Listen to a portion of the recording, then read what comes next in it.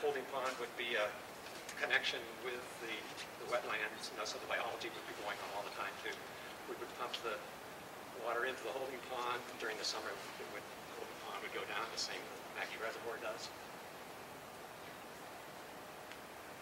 It looks to me like if you put it down to overacres, you're going to have several $1 million to buy that property. And then Ziegler's down below them, you're probably going to have to buy that because they're putting in a big subdivision. I certainly wouldn't want a sewage wetland just above my house. I'm just pointing out that there is a solution here.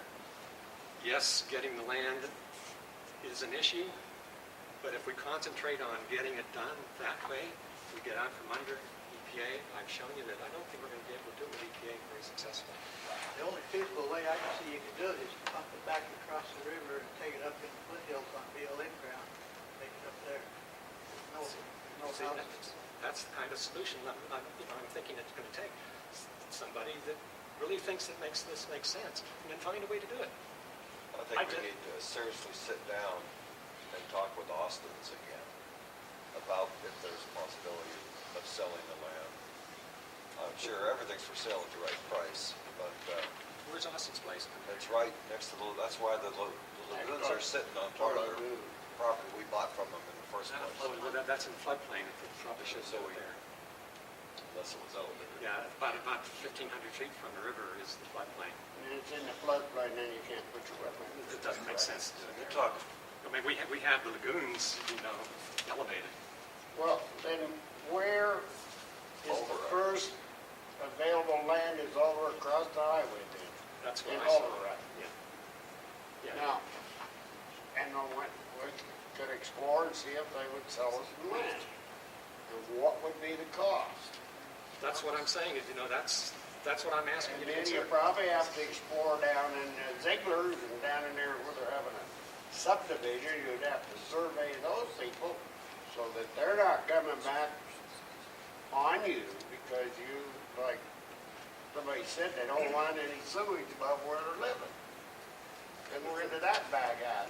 I understand that, but see, what I'm talking about, it isn't sewage after the wetland's done with it. The I mean, wetlands that's an education principle is thing. great, It's an education thing. but where we're going to put it, that's the problem. That's what I'm saying. We should figure out, how to do this. Is this pond, you said, about 20 acres? That's what you calculated.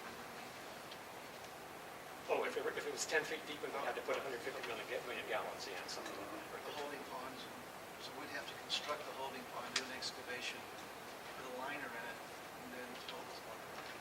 Something like that, yeah. And that's So we needed a bentonite or a neoprene liner, something that keeps the water from going into the water tank. Chuck told me they put in a thing to take care of the water that comes from the cows. They got the bentonite across the road here. EPA was there every month. They pumped the stuff from the cows right onto there. were you living here when that area was operating? Yeah. Well, when the wind blew from the north, You can smell it. yeah. And then you got another bag of worms opened up. The wetland isn't going to have, No, but I was talking about the cows. oh, yeah, the cows, yeah. But all I'm saying is Cal, I that, don't understand in the winter when you have -0 degrees, does this wetlands function or do you have to, what I've read, you have to store that water fruit or that sewage for a certain amount of time during the winter? we don't do anything in the lagoon. You know, That's because we're discharging into the river. We're because talking, we're discharging daily. Yeah, but the reason we can do that is because the DOT's working here. But if you stop discharging in the river, you have to store this for a period of time. Yeah, for 3 or 4 months, I don't know. That's 5 months. Yeah, 5 months, that's a lot of water you have to store, and you're not dumping it in the river, so you're building it up.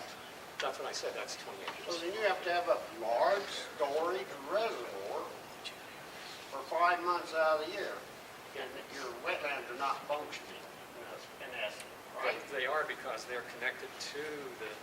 Well, they're not treating that 5 months sewage, An engineer that would design it would do it that way. you know, I mean, that engineer's right here. Jim, what do you think about this application?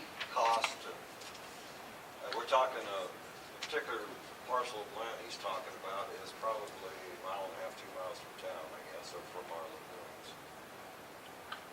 Well, first off, I want to apologize to everybody for being 7 minutes late or whatever. The roads are a little bit icy. A lot of snowpack on them. Yeah, they were. I didn't notice it coming in. Yeah, so I apologize to everybody for being a little bit late, especially Cal for his presentation. And just listening to it, there's some very good philosophies to consider. The concept of getting out of the river, not having to deal with EPA is that's right on. And, in fact, we're working with several communities right now to do that concept where you do the land application of treated effluent, and in the right situation, that's a very good approach, things like that. And if we were starting from scratch without any type of treatment facility, we might look at harder on some wetlands issues. And we certainly could do a feasibility study, the council's direction to look at these things further at this point. We did look at land application, and based on where the city is with the infrastructure investment up to this point, from what we looked at, it didn't make a lot of sense financially. Now, from other aspects, there's other advantages of getting out of the river, and we recommend that where it makes sense. And I believe at this point, without doing the hard numbers, it would be much more costly to do the winter storage ponds, to construct the wetlands, than the modification we're recommending at this time to the treatment plant.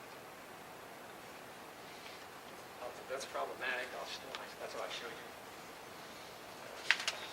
Because Could I ask a question, please? Sure.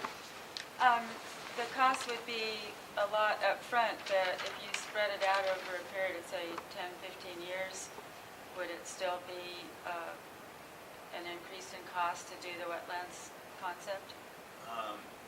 In my opinion, at this point, it'd probably be actually more costly to do the wetlands land application, because you're pumping several times to get to your winter storage lagoon and then out to your field to irrigate.